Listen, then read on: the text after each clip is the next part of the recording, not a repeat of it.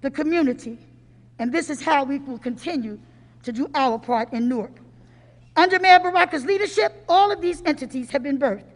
It is truly an honor and privilege to speak of the work and progress that has already been made and continues to be made under the leadership of my Mayor Baraka. He has and continues to advocate for what is in the best interest of the people in the city of Newark. Mayor Baraka is responsible for having a Newark Community Street Team and Newark Street Academy, and once again, many organizations that are involved with combating the gun violence and addressing the needs that our communities are faced with. Thank God for Mayor Baraka, always, even in the midst of what was once a water crisis and still a pandemic, continues to be a progressive and solution-driven for the people mayor. So here we are, in the words of Mayor Kenneth Allen Gibson, wherever America's cities are going, Newark will get there first, which now leads me to present to you on this special day an individual who has led this state through some very difficult times, and as he would put it, met me many years ago when it was just him, Dick Cody, and there were some dark and dreary days. A man who has led the nation in the administration's response to the COVID-19 pandemic, and who has for sure stood in the forefront advocating for criminal justice reform and gun violence safety. And now a day at the clubhouse here in the great city of Newark, he will be unveiling a much-needed legislative package to combat gun violence. We're honored to be sitting here with the awesome Lieutenant Governor Sheila Oliver, a trailblazing woman whose shoulders we stand on. Sharon Redding, Newark resident and community anti-violence advocate.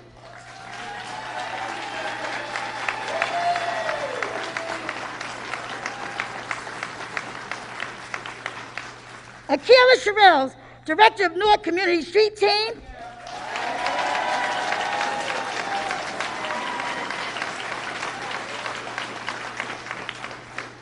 Director of the City of Newark Department of Public Safety, Brian Herrera.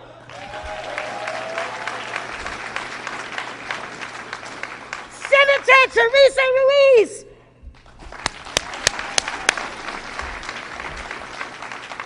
Assemblyman Lou Greenwald, Assembly Majority Leader. Reverend Dr. Ralph Branch, Reverend Dr. Derek Green, and many, many guests, Sister Dawn Haynes and many others, Colonel Callahan, many others that are all here today, gathered for this historic moment.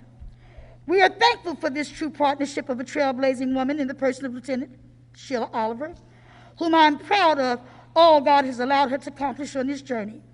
And now I introduce to you the man of the hour, introduce to you my friend, our friend, the people of New Jersey's most capable caretaker, the husband of our beautiful First Lady Tammy Murphy. And Pastor Ali, you know about the 4 children, one who has given us 3 years of stronger and fairer New Jersey. Come on, let's give it up for our governor, my friend, Phil Murphy.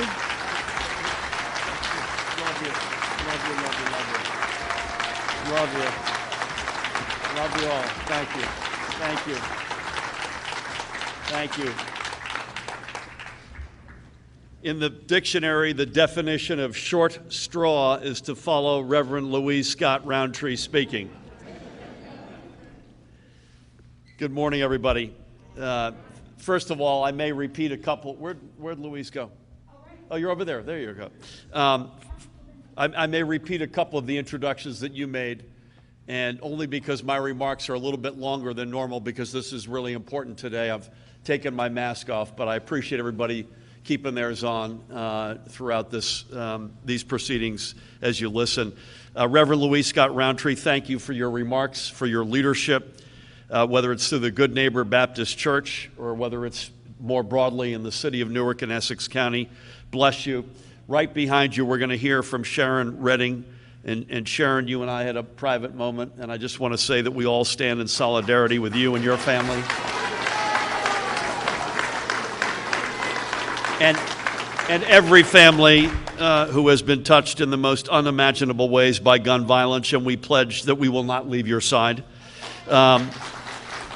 With me to my left is my partner in government, a proud daughter of Newark and Essex County, and an icon in her own right, the one and only, the singular Lieutenant Governor Sheila Oliver. He is going to join us in progress, but I want to give a big shout out to the great mayor of this community, an extraordinary mayor and leader, Mayor Raz J. Baraka, and thank him. I don't see the county executive here, but I want to give Joe D. a shout out. I did see Bill Payne, and so did Joe and all of his team. We say thank you. We are also going to be joined, I think, in progress by Congressman Donald Payne Jr., whose legacy of leadership grows every single day. We have tremendous leaders in the legislature who have fought long and hard for gun safety, and at the top of that list, our Governor Dick Cody is in the House. Thank you, Governor. Senator Teresa Ruiz, Newark's own. Senator Joe Cryan, Assemblywoman Ileana Pinter-Morin, Verlina Reynolds Jackson, the coach Benji Wimberly is with us. And a guy you're going to hear from in a few minutes, the Majority Leader, and a guy who's done extraordinary work on gun violence and gun safety, Majority Leader Lou Greenwald. Lou, great to have you. She cannot be with us this morning, but she and I were back and forth this morning. The Senate Majority Leader is with us in spirit, Loretta Weinberg. She is going to leave a huge legacy, but at the top of that list will be her tireless advocacy for gun safety. To the Newark Street team, which is here in force today, and to Akila Sherrills and the rest of the team. We had a great virtual meeting a couple of weeks ago. I am likewise honored by your continued partnership and commitment to ending the epidemic of senseless gun violence in this community. Honored to be with a dear friend, Reverend, he came in a minute ago, Reverend Ralph Branch Jr. Reverend, great to be with you, of Mount Calvary Missionary Baptist Church right here in Newark. Our faith community, by the way, Reverend Branch is representing the faith community, but our faith community up and down this state has been tremendous in the fight for gun safety. We're also joined by several mayors who have come today. In addition to Mayor Raz J. Baraka, we have Mayor Marty Smalls up from Atlantic City. Marty, great to have you. Trenton Mayor Reed Gasiora is with us. Reed, great to have you. Is Liza Chowdhury here of the Patterson Healing Collective? Liza, where are you? Bless you. We also have Dahlia Vatrice, Mayor of Hillside, with us. Newark Councilwoman LaMonica McIver. We have Bill Simpson from Equal Justice USA. Steve Campos and Robin Gorman from the Hudson Partnership Care Management Organization. Thank you as well to the gun violence prevention advocacy groups who have fought in Washington and here in New Jersey to enact stronger laws, whether it be Brady, Everytown, Gifford, Sandy Hook Promise, the Coalition to Stop Gun Violence, Ceasefire, Students Demand Action, and the red T-shirts, Moms Demand Action. I also want to thank our Chief Counsel, Paramel Garg, his predecessor, Matt Plotkin, and our former Senior Advisor for Gun Safety. I don't know where it would be without him, Bill Kastner, to my far right.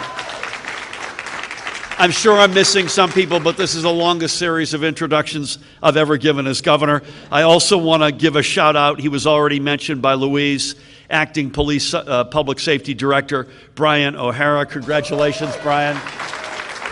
Brian is 2 weeks today into the job, and you're doing a great job. And I also want to give a shout out to this guy, my colleague, who I stand beside or sit beside every day, Superintendent of the State Police, Colonel Pat Callahan. And Pat, your leadership in getting crime guns off our streets and in restoring the lines of cooperation and trust between law enforcement and the communities it serves deserves our thanks. Bless you and thank you. Now, Pat and I are normally sitting beside each other, talking to Pastor Ali. I see you there. God bless you. I missed you. You good? You look great. We'll have a couple of adieux here over the course of the conversation. Pat and I are normally sitting beside each other, giving folks an update on this pandemic. And let me just do that, Pat, on our behalf. Another 3,411 positive cases overnight, with the heaviest of hearts, 47 more confirmed deaths, 2,261 folks in our hospitals as we speak. 275 of them went in yesterday. Good news, 297 live patients left yesterday. Our spot positivity rate continues to be low double digits. That's way too high, but the rate of transmission is now stuck at 0.92. As long as it's below 1, that's a good thing. Better days are coming, folks. I know that for sure. Newark has done an extraordinary job. Essex County has done an extraordinary job. And by the way, that is in the face of an enormous toll that you all have paid. And so with all of that to the side, I feel like I've already run out of time. It cannot be overstated that together and over just the past 3+ years, we have reset New Jersey's reputation as a leader in the fight against senseless gun violence. We have enacted new laws and invested in community-based solutions that strike at the heart of this issue. After 8 years of any meaningful action to curb gun violence, I am proud that over the past 3+ years, New Jersey has returned to the head of the class and was one of only 2 states in the entire country to earn an A from the Giffords Law Center in their most recent rating. This is a point of pride for us. I wear it just as proudly as I wear the F that I received and we received from the National Gun Lobby. But we know, as with any journey worth undertaking, these accolades and laurels mean nothing unless we achieve our goal of trying to end senseless gun violence in every community. This was a big challenge for us in good years, and as the last year has presented an enormous unanticipated challenge with the COVID-19 pandemic, it has required us to remain equally vigilant in this effort. In some ways, these efforts actually overlap. In both cases, it has been our black and brown communities who have been unequally impacted. Half of our state's gun homicides occur in only 5 cities, including right here in Newark. And over the past year, gun crimes in our cities have skyrocketed. And the number of guns, Pat, you would back this up, in New Jersey has also increased dramatically. Through it all, however, we remain as committed to inclusive solutions and policy making in the fights against gun violence as ever. And just as we are committed to and are aggressively working to having the most inclusive and deep-reaching COVID vaccination program of any state, we are equally committed to, and we will work just as aggressively to, have the strongest protections against gun violence of any state in America. This effort also takes on greater importance, not just because of the increase in gun violence we have seen over the past year, but because we need to do more for our communities right now. I think of the tens of thousands of Newark school children who returned to their classrooms this week for the first time in a year. How nice is that? Bless their hearts. And as I do, I know that we must do everything in our power to ensure that they are safe, not just in those classrooms, but as they may make their way to and from home every single day. We will not simply sit back when we know there is more to do. So long as one block or one street faces the danger of gun violence, we all face that danger. So today I am proud to announce perhaps the most sweeping gun violence prevention package in the history of our nation. A package that, to be clear, would guarantee unquestionably that New Jersey has the strongest gun violence prevention laws in the United States of America. Some of these are new steps we can take. Others are what we could file under unfinished business. But every one of them is worth doing and worth doing now. So let me go through them. First, through the current ongoing budget process, I will work with my legislative partners, many of whom are here today, to increase our state investment in group violence intervention and relation-based street outreach by $10 million.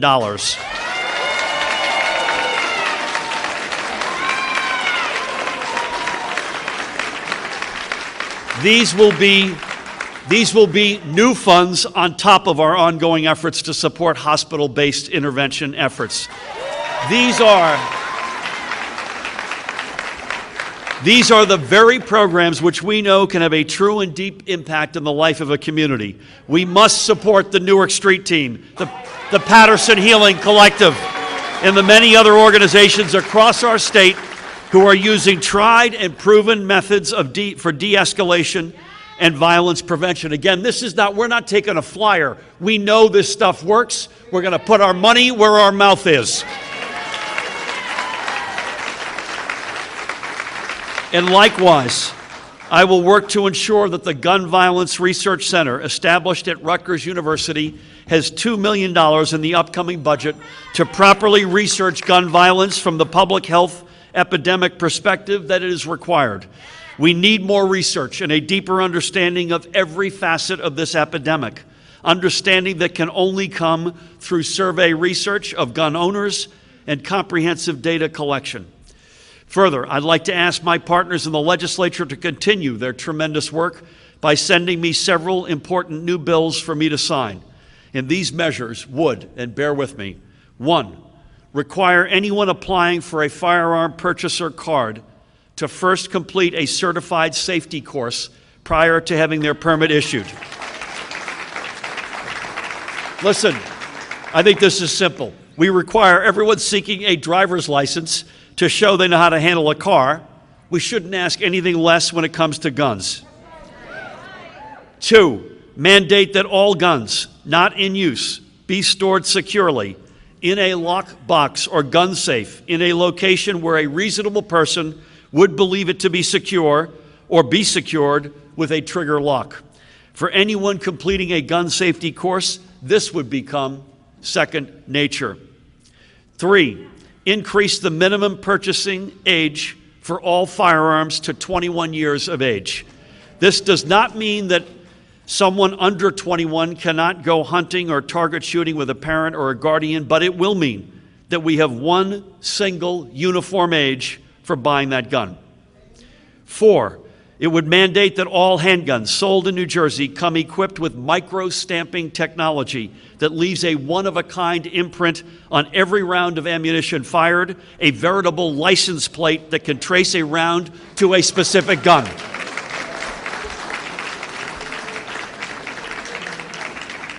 5, require electronic record keeping of all ammunition sold in New Jersey. This one's been harder to get done than I thought it would be. Amazingly, the State Commission of Investigation found, I think, Pat, as of late 2016, which is the last time I think they've got data, some ammunition sales, if not a lot of them, were being kept in hand-printed books. Law enforcement should not have to cull through binders when investigating a shooting or a report of an unusual amount of ammo being purchased by one person. That information should be available literally at the click of a keyboard. 6, let's once and for all ban the sale of .50 caliber firearms, period.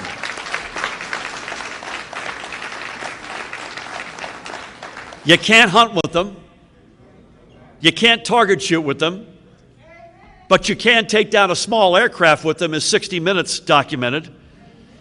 My predecessor vetoed this legislation, and I am prepared to proudly sign this ban into law as soon as it hits my desk. Bear with me, a couple more. 7, let's close the loophole that allows those moving into New Jersey from out of state to be free and clear from having to comply with the simple procedures that established New Jersey residents must follow in order to qualify or obtain firearms. We must have one uniform law for everyone, whether you've lived your whole life here or have just joined our wonderful, diverse family. And 8, I'm also asking the legislature to allow us to hold the gun industry accountable by codifying a public nuisance cause of action, which will, among other things, make it easier to hold gun manufacturers and distributors liable for the damage caused by firearms. This legislation I am proposing will enable the Attorney General to pursue multiple legal avenues to protect the public. including by seeking court orders to prohibit the conduct from continuing and requiring that the industry pay for the abatement of the nuisance. Fully 80% of the guns used to commit crimes in New Jersey come from out of state. We can't hold those states accountable for their lax laws, although I wish we could. But we can and should hold manufacturers accountable for their actions that have led to the continuance of the so-called iron pipeline. For our children and families, I am directing the New Jersey Department of Education to reform the active shooter exercises currently practiced in our schools, to ensure uniform guidelines on how they should be conducted, and to minimize the stress, emotional damage, and trauma that unregulated drills can cause to the very students they mean to protect. The department must now come forward with better informed and age-appropriate standards for lockdown drills that encourage preparation over simulation, that bar the use of simulated gunshots, provide advance notice to parents about planned drills, limit how long a drill can last, and prohibit rewarding children for fighting off potential gunmen during a drill. We are doing everything we can to prevent our kids from living the trauma of a shooting in their school. We cannot unwittingly expose them to that trauma in a mock exercise. I will also call upon my fellow governors to reconvene our historic States for Gun Safety Summit this summer. We were supposed to meet at this time last year, but that gathering was canceled because of the rise of the coronavirus pandemic. Now, together and as a region, we have worked alongside each other to protect public health from that virus. And now is the time for us to get back together to protect our residents from gun violence. We know that gun violence has increased nationally. This is not a New Jersey problem to solve. It is a national problem to solve, and we must work to solve it together. And finally, I will soon be announcing my selections to the Personalized Handgun Authorization Commission, the so-called Smart Gun Commission, with industry experts, business representatives, and advocates working side by side. We can move New Jersey's discussion about gun violence away from the heat of politics and to the side where common sense can prevail and common ground can be found. So this is a long list, I know. Congressman, welcome. Great to have you. Congressman Donald Payne, Jr., right there. This is a long list, I know, and there are those who will say we can't get it all done. But those are many of the same people who thought we couldn't get our prior gun safety laws in place either. Now, to be clear, New Jersey has a crime gun problem, not a responsible gun owner problem. Virtually all of the actions that I have outlined are focused on the crime gun problem, which also happens to be an issue of racial justice. Our black and brown communities, I need not tell you, have been devastated by the ongoing gun violence epidemic.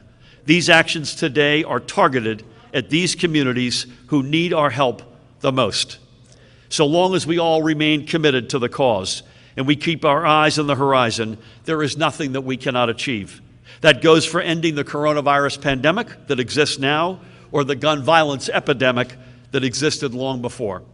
I thank you for your continued advocacy and support. It is an honor to stand before you and with you. Let's keep our progress going.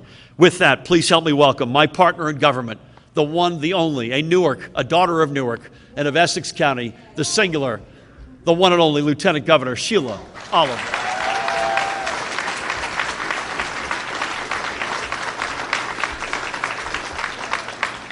Good morning, everyone.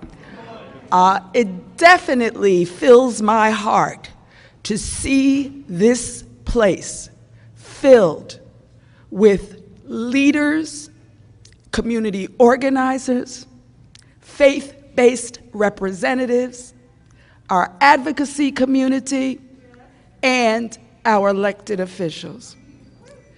You know, it's often said in some of the rooms that I sit in, if it's about us, it can't be done without us.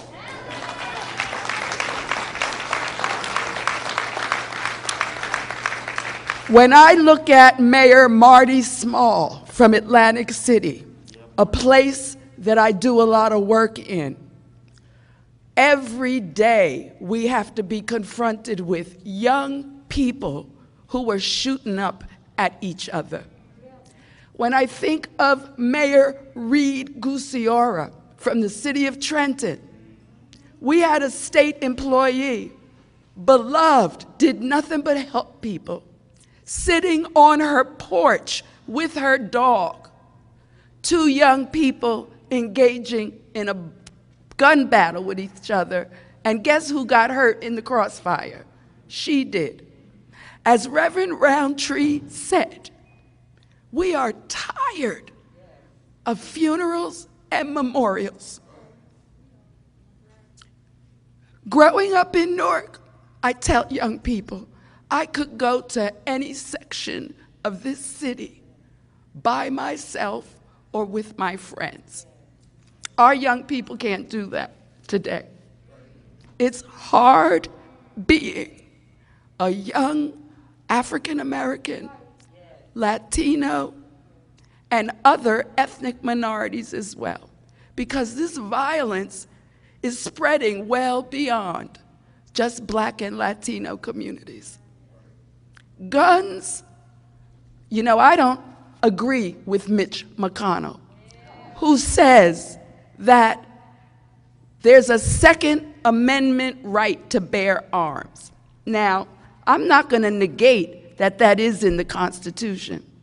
But what is not in the Constitution is that we can use guns to take the right of every person that has the ability to follow a life and a pursuit and liberty. We've got a lot of issues we're dealing with right now. We're dealing with violence in our communities. Pat knows well across this country, we're dealing with violence coming from public safety professionals.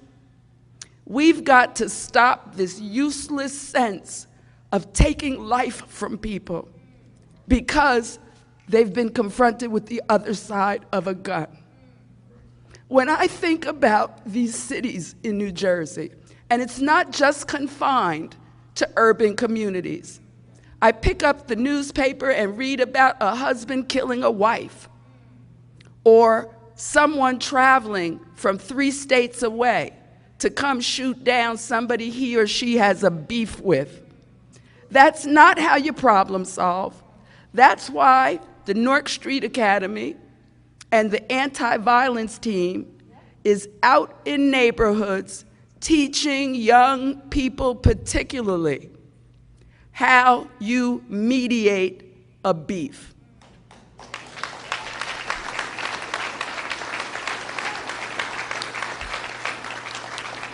Gun violence is associated with another problem we are working on: stopping the school to prison pipeline.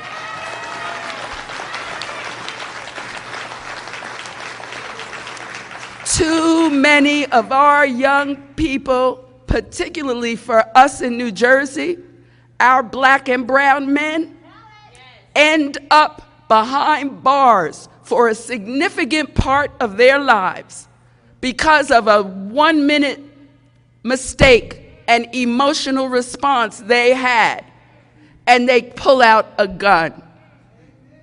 Too many mothers are crying. Too many significant others and wives and spouses. And do you know there are too many children in our community who don't know their fathers because their fathers have been locked up for gun possession or committing a crime with a gun. Let's stop this nonsense. Let's stop this nonsense. But if it's going to be addressed, it has to be addressed by us. And you know what I mean. We know who in our community are perpetrators. We know who is out there on the corner selling drugs. We know what 15 and 14-year-old has a gun stuck down in his waistband. Not only will we stop gun violence with the measures that the governor is introducing today, we will be creating the opportunity for our young people to have a life.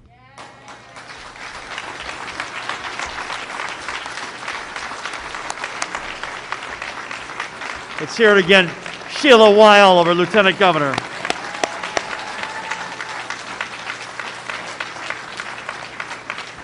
Thank you, Sheila. I mentioned Sharon Redding in my introductory remarks. She's a Newark resident.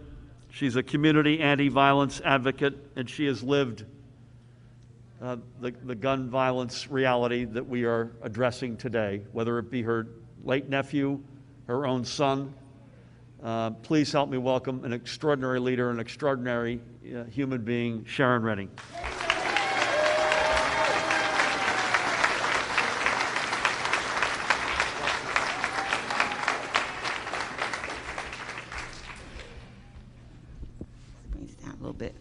Good morning, everybody. Good morning. My name is Sharon Redding, and I am a Newark resident all my life, and I lived in the South Ward all my life.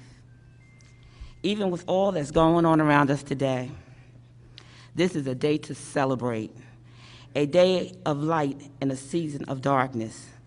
I am honored to shine this little light of mine. Our leaders who appreciate the value of our work to fight the midnight.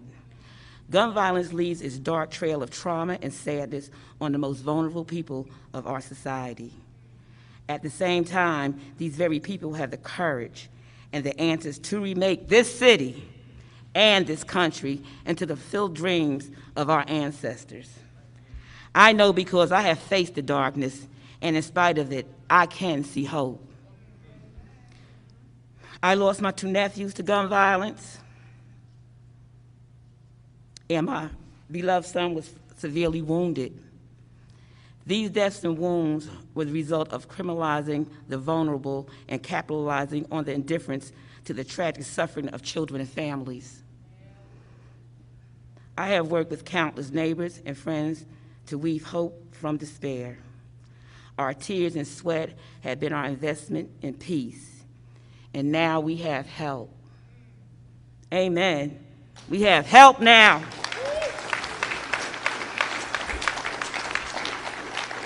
That's why this legislation for common sense reforms and this funding for community-based public safety, public health, and public human resource investment is so important and vital. These organizations don't just serve the community, they are the community.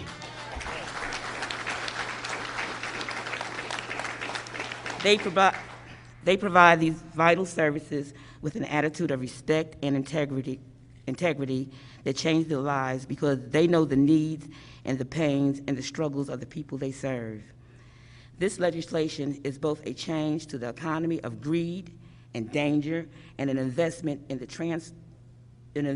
transformed lives that transforms lives. As a retired school teacher who has invested her whole soul in her neighbors, I want to thank and I want to celebrate Mayor Baraka and Governor Murphy for their visionary support of this approach. I thank them for bettering lives, for investing in the people, and I want to thank them for standing up to those who put profits over people, especially our children. It's been a long 7 years that I've been fighting with NCST, that I've been out there with them, and how they supported me and supported my family and so many people in my community. But this day is proof that not only do we have a seat at the table, but we have a voice in the discussion, a central place to push for real change, which always means putting money where our hearts and mouths are. So budgets are truly moral documents. And like I said, this is a day to celebrate, and I would like to recite this poem from Lucille Clifton. Won't you celebrate with me what I have shaped into a kind of life? I had no model, born in Babylon, both non-white and woman. What did I see to be except myself? I made it up, here on this bridge between starshine and clay. one hand holding tight my other hand. Come celebrate with me that every day something that has tried to kill me has failed. I speak for the community, our whole community of hope builders. Thank you, Governor Murphy, for your support.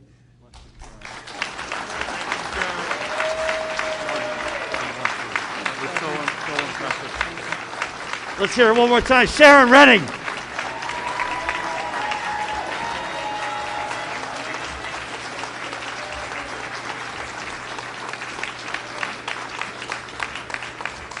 Wow. Wow, wow, wow. God bless you, Sharon. Thank you for that, and thank you for everything you do for so many. This is a lineup of all-stars, each and every one of them. And next up, as I mentioned, I had a really powerful, with him and with several colleagues of the Newark Community Street Team a couple of weeks ago. We had a great virtual meeting, and to a very specific extent, that meeting influenced some of what we've announced today, and I want to thank him and his colleagues. Please help me welcome Akila Sherrills.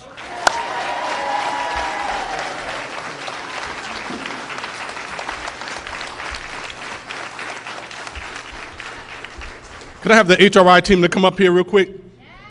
I know, I got to be a little bit of a troublemaker. HRI, please come quickly. Because today is a day to celebrate.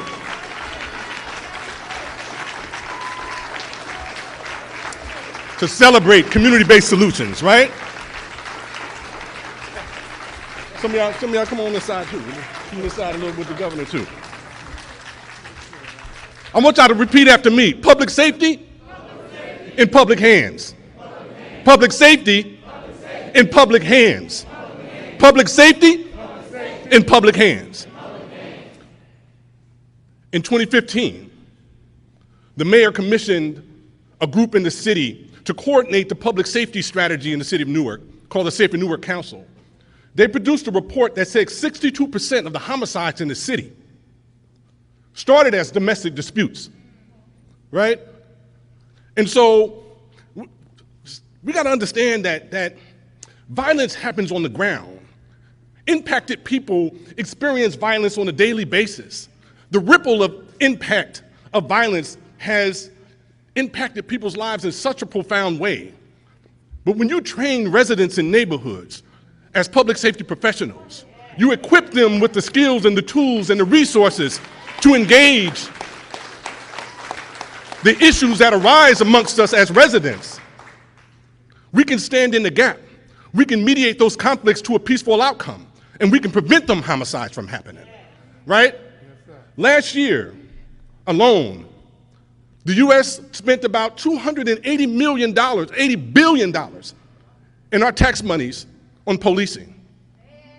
$280 billion, right? And that doesn't include the collateral damage, right, and the unintended consequences of policing in our respective communities. Now, I'm not saying that policing isn't important, extremely important in terms of safety infrastructure in our community, but we haven't invested enough in community-based solutions.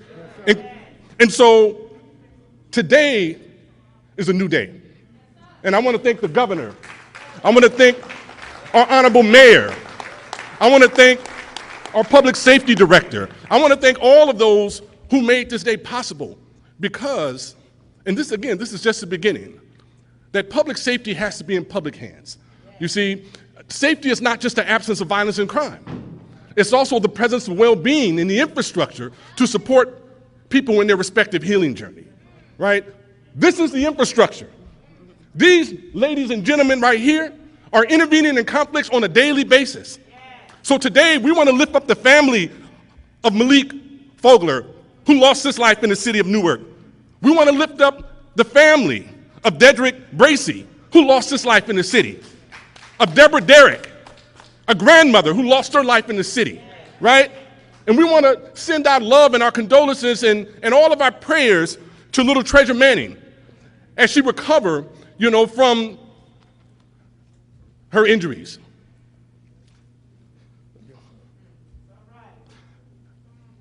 I would be remiss, honestly, if I didn't lift up all of our partners from across the state and in the city who is doing community-based public safety on the ground that is literally reducing violence and crime in a way that it's never been done. So I want to give a shout out to the Patterson Healing Collective. I want to give a shout out to the Hudson County CMO, to our folks in Jersey City at the Anti-Violence Coalition there, right? I want to give a shout out to all of our infrastructure on the ground, right? To the Newark Street Academy, to the Brick City Peace Collective, right? To the Hub, to Equal Justice USA, my man Will, with all of the policy work that we do, right? We have infrastructure in the city now to reduce violence and crime, and we need investment. So I want to challenge the governor, I want to challenge the mayor, right? That we need a larger investment. 10 million is significant, and it's going to do a lot of good, but we need about 10 billion. You know what I'm saying? 80% of the communities in the city of Newark have no violence. 80%. In the few communities that violence is present, if we look at the root causes of it, it's quality of life issues, right? So we have to invest in people. We have to invest in infrastructure, which is people, right? So that we can begin to heal from the trauma that we've experienced, and we can begin to love the community into existence that we want to see. Thank you.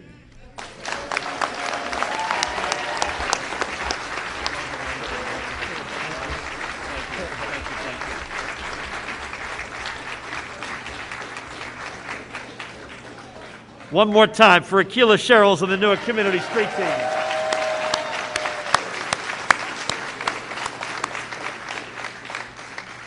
So no matter how good we might be inside of the four walls of our, whether it's Newark, Essex County, or the state of New Jersey, we need folks fighting for us in Washington.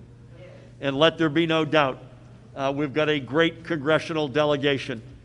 And representing that delegation today, please help me welcome a real fighter. A guy, last picture I saw him, he was on a sofa in the Oval Office, right in the room where it happens. Congressman Donald Payne Jr.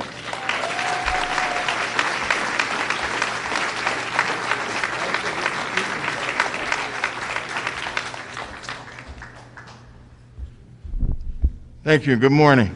Good morning. It's a real honor and a privilege to be here on Spruce Street in the heart of the city. And it's also a real pleasure to see so many familiar faces. Governor Murphy, Lieutenant Governor Oliver.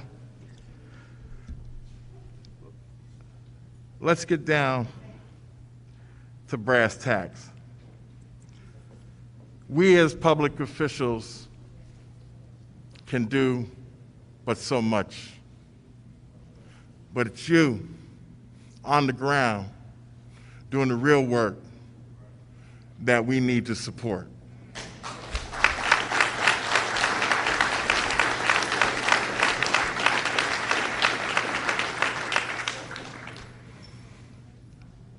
You know, building a safer New Jersey is the theme of today. And my work in Congress supports the efforts of the governor to combat and eliminate gun violence. It is a disease that robs the health and vitality of communities here and across the United States. Our country has a dangerous obsession with guns, an obsession with guns. We're the only country in the world that has more guns than people. And they're killing far too many Americans, especially African Americans in our community. On an average, we lose almost 30 African Americans in this, 30 African Americans every single day in this country to gun violence. They are victims in 7 out of every 10 homicides. And almost 60% of them know someone else who has been shot. These are disturbing and appalling statistics that no community should be exposed to. And I'm committed to reducing them in New Jersey and across the country. But the problem is not just the number of guns in America, it's the type of guns that can be bought and sold regularly. There's no reason the average person needs an AR-15 to go hunting.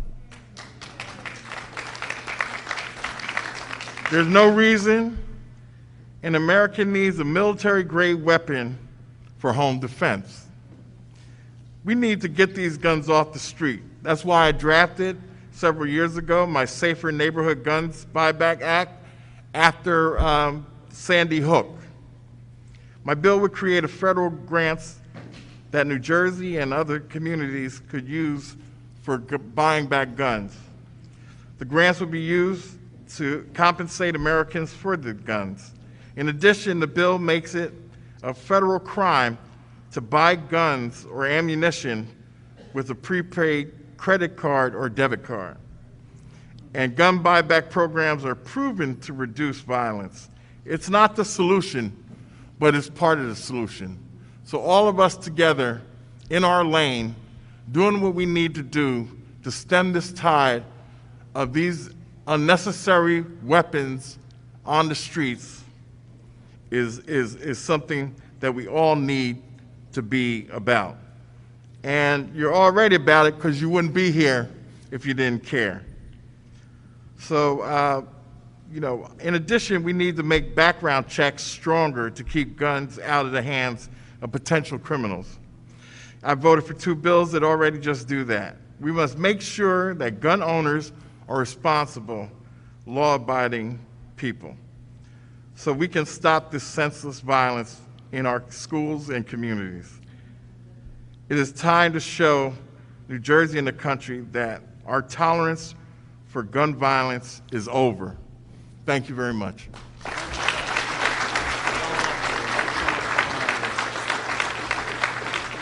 Congressman Donald Payne, thank you so much, sir. I mentioned Dahlia Vetrice from Hillside, Reed Gociera from the capital city in Trenton, Marty Small Sr. from the great city of Atlantic City, and I mentioned our next speaker, representing all of our mayors, both with us today and from around the state, one of America's greatest mayors, our host mayor, Newark's mayor, Ras J. Baraka.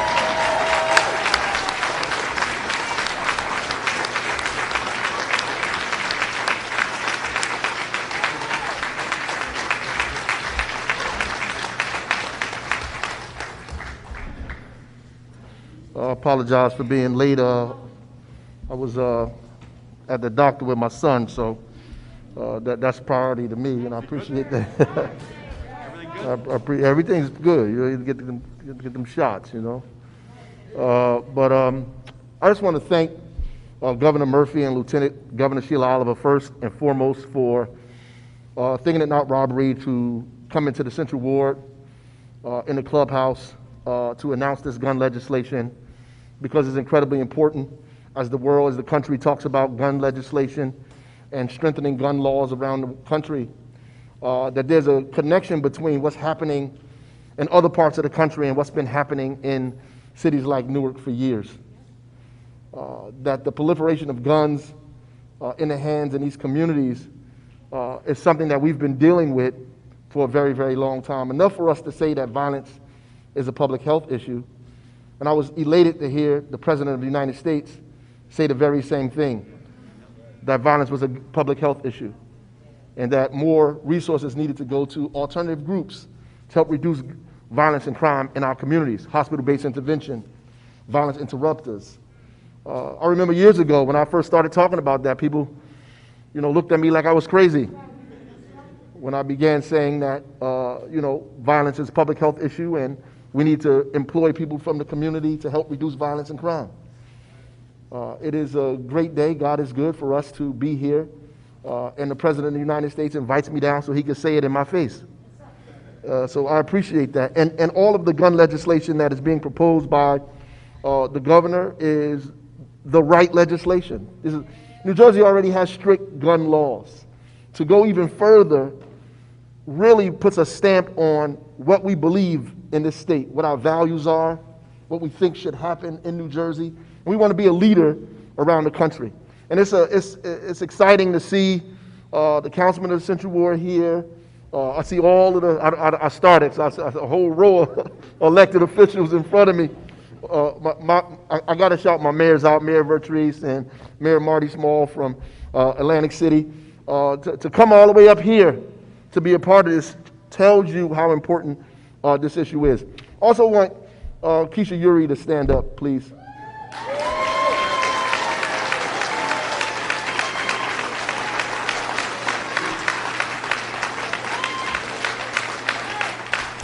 Thank you.